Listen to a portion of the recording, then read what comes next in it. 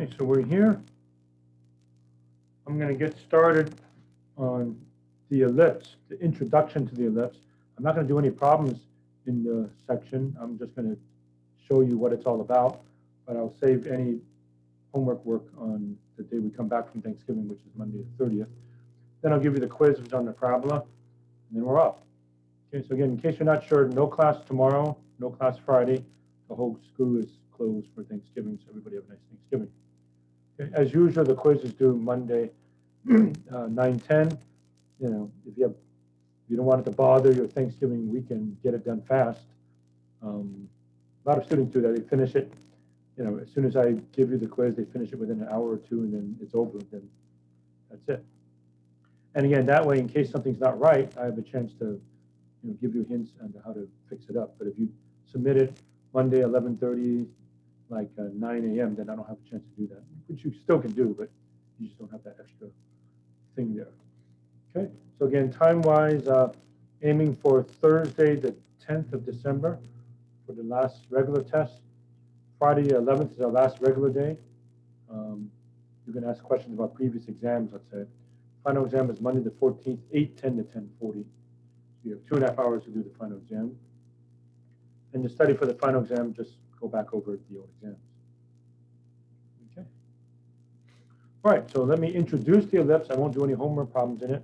And then after I think I've had enough, then I'll give you the quiz, and then that'll be it. Okay. Okay, so I'm marking this off. I'm also changing the assignment a little. 6.3, change it to 1 to 27 odd, please. That makes it a little bit easier on you guys. So 6.3, 1 to 27 odd. 6.2, again, change it to 1 to 31 odd, and also skip 19. 6.3, 1 to 27 odd. I'm shortening it by 3 problems. Okay, 6.3, 1 to 27 odd. Okay, worst comes to worst, this is being recorded, so you can check the video later on. Okay, so what is an ellipse?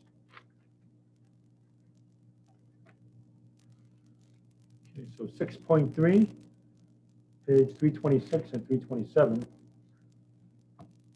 Okay. An ellipse, in case you're wondering, you don't really even have to take notes right now, okay, because I'm not testing you on the formality. I'm testing you on how to do the homework. But theoretical. An ellipse is a set of points in a plane for which the sum of the distances from two fixed points is a given constant. Okay, the two fixed points are the focal points. Okay, so there's going to be two foci, one focus, two foci. The plural of focus isn't focuses, it's foci, F-O-C-I. So you have two foci. Okay, so if you take the points in an ellipse, the sum of the distances, this distance plus this distance, is a constant all the way through. The way you can imagine it is if you have tied down two pins and you have a string, right? So imagine a string that's longer than this length, and you hold it like a pen like I'm doing now, and hold it taut and move it that way and all the way down, right?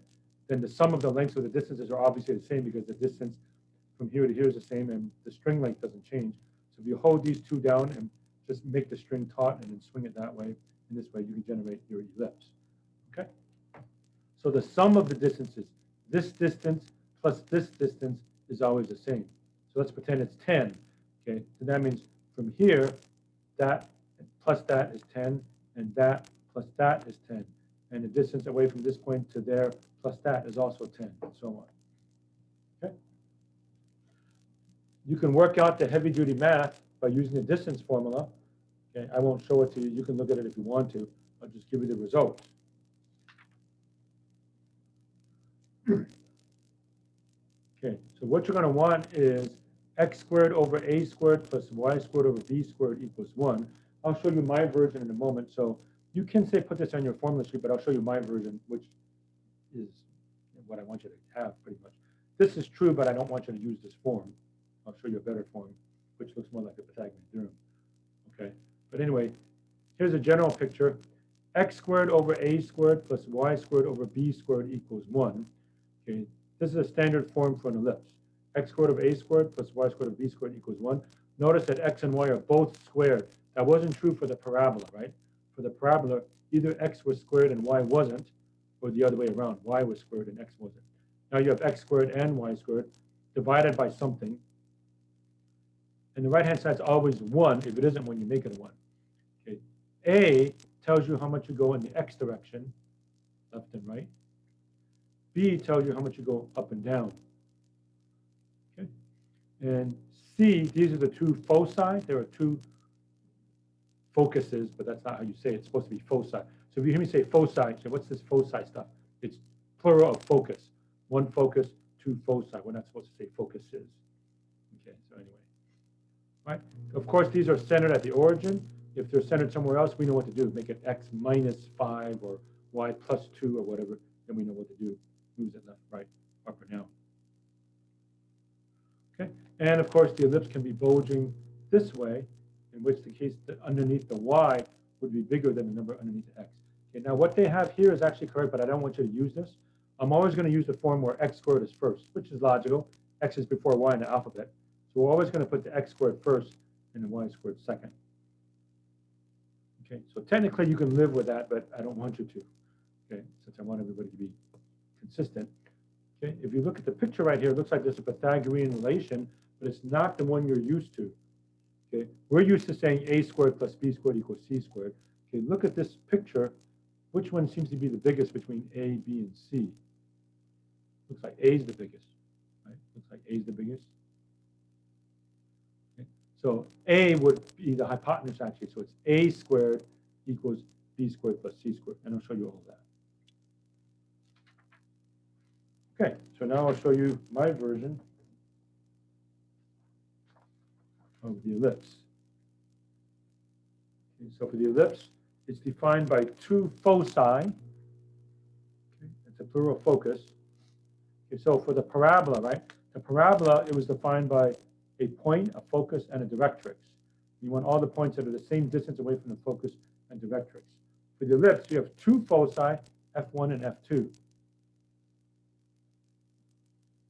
A point on an ellipse, if the sum of the distances is always the same number. So in my example, I said 10. So this plus this is 10. This plus this is 10. This plus this is 10. That plus that is 10. So the sum of the distances from the two foci is a constant. Let's say it's 10. Okay, so the sum of the distances from the two foci is the same. Okay, we're going to have two vertices. So another language thing. The plural of vertex is vertices. So parabola has one vertex. Ellipse has two vertices. So we're not supposed to say vertexes. Okay, two vertices. Okay, now, so you can see for the ellipse, you're bulging in one direction. Okay. From here to here is called the major axis. From here to here is called the minor axis. Kind of makes sense. Okay. The endpoints of the major axis are the two vertices. Okay, so that's a vertex, that's a vertex. I'll label them as vertex 1, vertex 2, V1, V2. And there's two foci, which I'll label as F1 and F2. Okay, focus 1, focus 2. Okay, the two foci are always along the major axis. Okay, so the endpoints of the major axis are called the vertices, vertex 1, vertex 2. The foci are along the major axis, so F1, F2. Okay. What are these 2 points called? They're not called anything. Okay. So the two endpoints of the minor axis, they don't have any special name. Okay. But we have two foci and two vertices. Okay, now let me show you this picture here. Okay, so focus 1, focus 2, vertex 1, vertex 2. Okay. Now, if I call this distance A and this is A, that means this whole thing is 2A and this is 2B. So if the sum of the distances away from the two foci is 2A, then let's take this point over here. That means this one is A, this one is A, that's B, that's C. So the Pythagorean relation is this one. A squared equals B squared plus C squared for the ellipse. Okay, and you can put this on your formula sheet now. A squared equals B squared plus C squared for the ellipse. It's going to be different for the hyperbola, so you want to emphasize that this is for the ellipse. Okay, and I think it's worth it to have this picture also. So put this on your cheat sheet. Focus 1, focus 2, vertex 1, vertex 2. The longer axis is called the major axis. The shorter axis is called the minor axis. You don't really have to write any of this stuff down. It's curious, it's curiosity. It's true, but I'm not testing on it, so you don't even have to put that down. But it's a concept that the sum of the distances is a constant. And put this down, a squared equals b squared plus c squared. So a is the distance along the major axis, b for minor, and c is focal distance. Okay, and so let you look at this a little bit more. Okay, so here's negative a0 and a0, 0b and 0 negative b. Okay, this is c, this is c. A is the longest side, b, c. So the equation of the ellipse is x squared over a squared plus y squared over b squared equals 1, where a is bigger than b. Okay. This one, the ellipse is bulging horizontally. Okay. A is bigger than b. The major axis length is 2a. So if this is a, this is also a by symmetry. So this is 2a. The length of the minor axis is, of course, 2b. So major axis, minor axis. Okay, F1 and F2 are called the foci. One focus, two foci, okay, indicated by the letter C. I'm not sure if you can see that there. That's a C. Okay. And V1 and V2 are the two vertices. So that's a vertex, two vertices. Now the parabola has only one vertex. Okay, but for the ellipse, there are two vertices. We're not supposed to say vertexes. So two vertices. And the Pythagorean relation is a squared equals b squared plus c squared for an ellipse. You should put down it's for an ellipse, because there's going to be a different formula for the hyperbola. And the foci are always along the major axis. So if the graph is bulging this direction, then this is the major axis. The foci are always here. Foci are never along the minor axis. Okay, so here's a quick example. Graph x squared over 25 plus y squared over 16 equals 1. So formula is x squared over a squared plus y squared over b squared. So a squared is 25. If a squared is 25, that makes a 5. B squared is 16, that means b is 4. Okay. And yes, you'll have the Pythagorean relation. C is automatically 3. You could have it memorized into the 3, 4, 5 triangle. But if not, you could always plug in here, right? A squared is 25. B squared is 16. Subtract 16 on both sides. 25 minus 16 is 9. 9 is equal to c squared, so c is equal to 3. Or, you know, it's your favorite 3, 4, 5. Okay, now the picture is getting kind of cluttered up, but here's what's happening. Okay, so from the center, which is the origin, whenever it says x squared and y squared, the center is the origin. What moves it off the origin? If it's x plus 3 or y minus 2 or something like that, then we know what to do. Move it left, right, up or down. Okay, so from the center, I go 5 units left and right. So negative 5, 0, 5, 0. Vertex 1, vertex 2. I go 4 units up and down. So up, down, 0, 4, 0, negative 4. What name do we give these? We don't give them any names. Okay, they're just the endpoints of the minor axis. C is 3. Now, which direction is the C? It's always along the major axis. So 3 to the right, 3 to the left. So if you can pick this out, that says F1, focus 1 is negative 3, 0. Focus 2 is positive 3, 0. So these two are the foci. What's all these other funny lines? I was just to show you that the sum of the distances is always the same. So that plus this is the same number. In fact, in this particular case, it is 10. Okay, because if that's a point on the ellipse, then I get the same distance there as there. They're both 5. So in this case, it is 10. Okay, but that plus that is 10. And that plus that is 10. And that plus that is 10. And that plus that is 10, and so on. Okay. All right, and then a little curiosity again, or physics application. You don't have to write this down. Like the parabola, there's also a reflective property. Okay, so it says if a light or sound source is placed at one focus, where am I on page 332? If a light or sound source is placed at one focus of a reflecting surface with elliptical cross sections, then the wave emitted from the source is reflected off the surface to the other focus. Okay, so what that means is that if you're here, okay, and you're inside this ellipse, if you bounce, light anywhere off the ellipse, it'll go through the other focus. Okay, so that's kind of neat also. And so that means if you're here, okay, so you're standing on this focus, you bounce off sound waves. Bounce there, it'll go through the other focus. Or bounce there, go through the other focus. Well, obvious cases are if you just bounce directly there, then of course it comes back to the focus and then it'll come back here also. And likewise, if I aim straight at it, then of course it's going to go there. But even if you bounce it like that, if you aim there, it'll bounce to the other focus and so on. Okay, so maybe you've seen some physics experiments or some museums. They put two people here, one on one focus, one on the other, and you're inside an elliptical shaped building or elliptical shape of some sort. Okay, you can actually whisper, or talk very softly, and the other person who's sitting here would be able to hear it because it gets magnified. Again, and the English word focus, right? Focus, concentration, sort of. So even though you were talking softly, the fact that the sound will bounce off there and there and there, and it'll all go through the other focus means the other person will be able to hear it. So if you have one person sitting here, one person sitting here, and this elliptical design, then they can talk back and forth at a normal conversation and be able to hear each other. So it's kind of a nice reflective property of the ellipse. I'm not quizzing you or testing you on that, but just to let you know what is sometimes used for ellipses.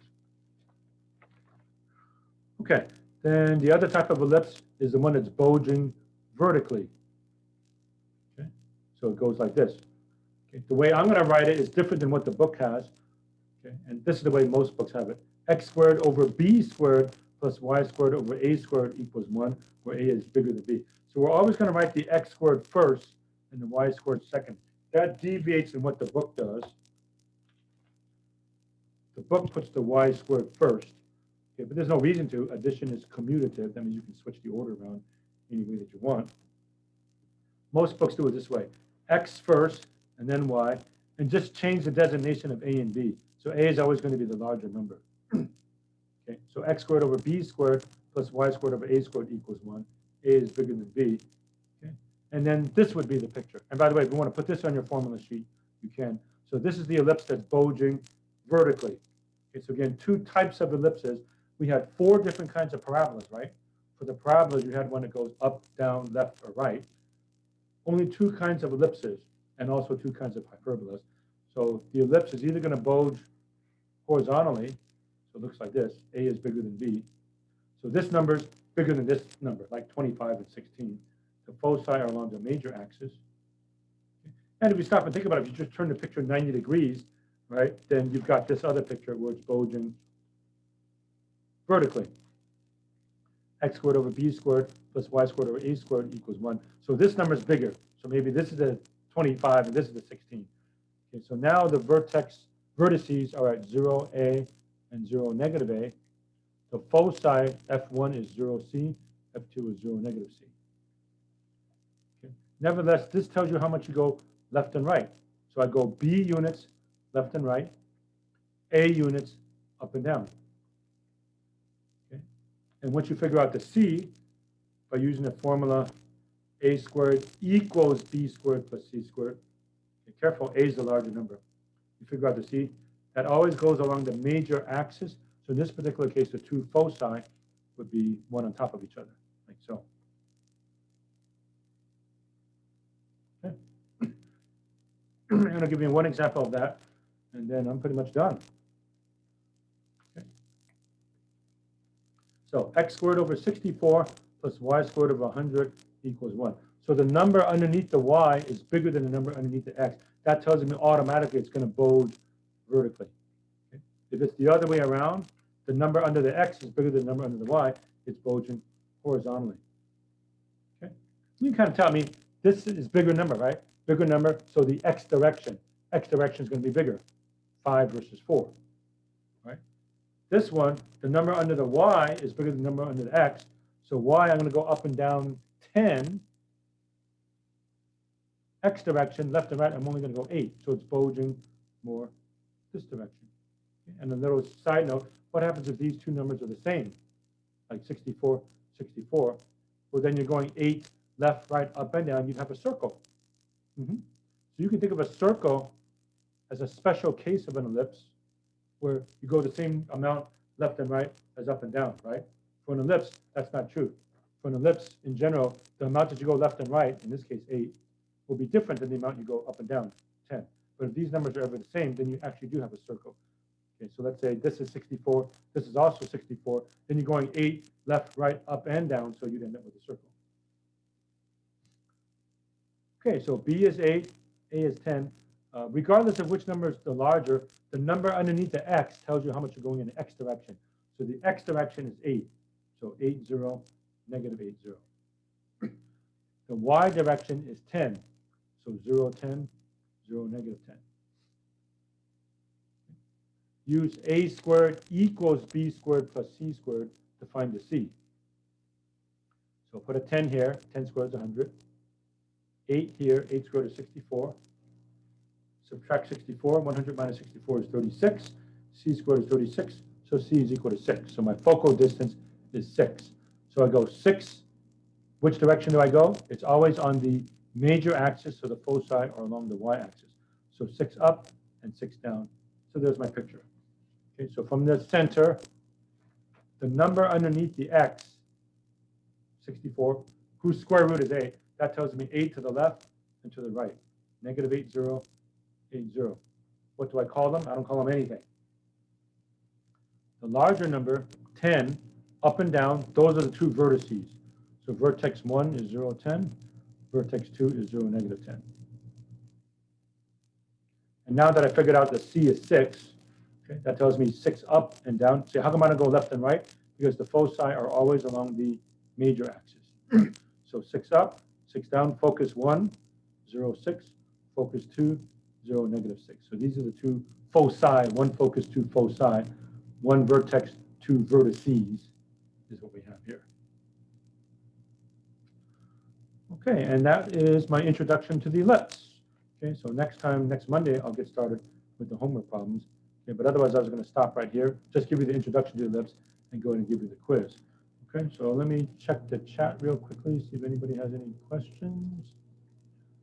Okay, I don't see any questions. All right, so get your cell phone cameras out for the quiz. Okay, and then as usual, I'll set you up in your breakout rooms. And then everybody have a nice Thanksgiving. So due on Monday, 9:10 as usual, but if you want to finish early, you can. Okay. Here we go. Okay, graph the parabola with a focus at negative 1, 3, vertex at negative 4, 3. Also show the directrix, write its equation, and write the equation of the parabola. Number 2, give the focus, directrix, and vertex of the parabola and graph it. X minus 4 squared equals negative 16, parentheses, y plus 2. So obviously these do not have vertex of the origin. They got translated, moved. Okay? So look at your formulas. Figure out, does this open left, right, up, or down? Okay? Does it fit the form x squared equals 4py, or x squared equals negative 4py, or y squared equals 4px, y squared equals negative 4px, and so on. Okay, I'll assume everybody has it now, so I will stop the share and set up your breakout rooms. Okay, and then I'll have you all join your breakout rooms and go from there. No school on Thursday or Friday. See you on Monday. Everybody have a nice Thanksgiving. Okay. So.